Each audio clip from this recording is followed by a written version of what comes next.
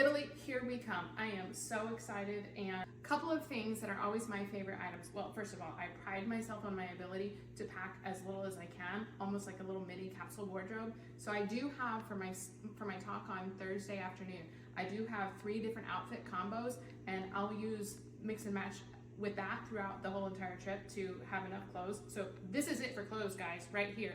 3 pairs of shoes. If you know anything about me, I hate wearing shoes, so I definitely have my Olakai flip-flops to go with me. My travel pillow for the flight, can't go anywhere without that. I will spend the majority of my time sleeping on flights, that's just how I am. I'm bringing my speech though so that I can rehearse because I want that to be as perfect as possible when I'm there. A couple other things.